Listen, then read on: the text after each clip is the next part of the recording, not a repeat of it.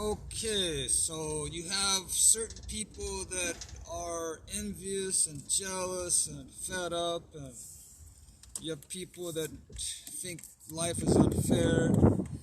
People are unfair, the governments are unfair, states are unfair. You got all these people that want more fairness and more, more exactness when it comes to equality and equal treatments.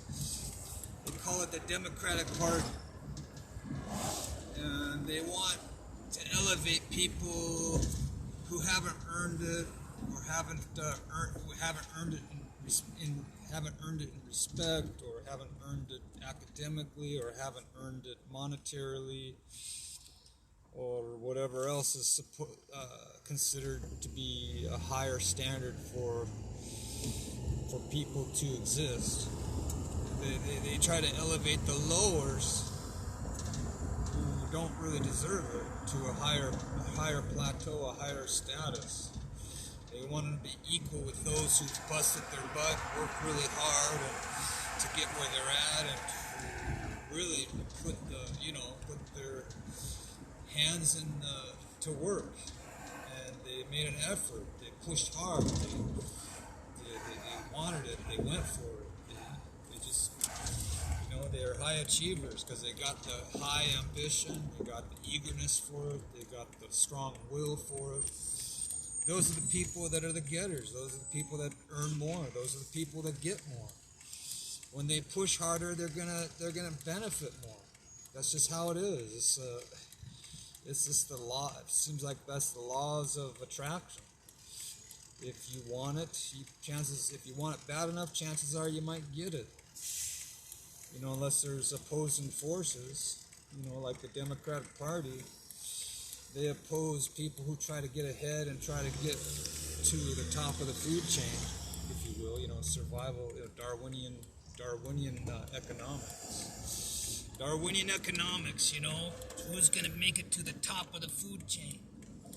And you got the ones that are stronger, the ones that have greater desires and make a greater effort, they make a greater posture. Those are the ones that get to the top. But, you've got to make an effort. You can't just slouch around and drink beer and do drugs. You can't just, have a self-pity party and say, feel sorry for yourself. You can't just go, oh, poor me, oh, I've been dealt a bad hand of cards. And, if I only had a better hand of cards, I'd do better. That may be true in part. Your environment, there are environmental factors, how you're raised. But that's not an absolute, because there are many, many examples of people who have succeeded who didn't have a good background. They didn't have the silver spoon in their mouth. They were growing up in extreme poverty and cruelty and abuse, like in certain third world countries, where they get the whipping if you stare at somebody wrong. They throw stones at you, sticks, and they give you the belt across your bottom if you say something wrong or do something wrong. They believe very much in a corporal punishment in many countries, but they're highly disciplined, but they're also fearful, and they have a healthy respect for the law. But now it's like, we've got to show pity for the poor. That's biblical. We've got to show pity and mercy, and we got to try to help the needy and help those who are without, who don't have food, who maybe have medical conditions, whether it be self-inflicted or just birth defects or something that was out of their control, or both. Still have to show a certain level of mercy to people, no matter who they are, where they're at. It's just, there's a divine mandate. It's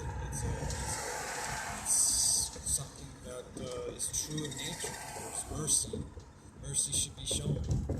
Even if it's contrary to nature, you still have to show it. That's what sets us apart from the animal kingdom, is when we show mercy to other people. I don't if tigers and bears and alligators show mercy to to their prey, but maybe in some instances they'll walk away and not eat them or claw at them. But for the most part, it's the human beings, because we're created in God's image. We show mercy. We're capable of showing mercy. We're capable of doing greater things than animals, because we're more than just instincts. We have will and determination. We have divine inspirations. We have all that.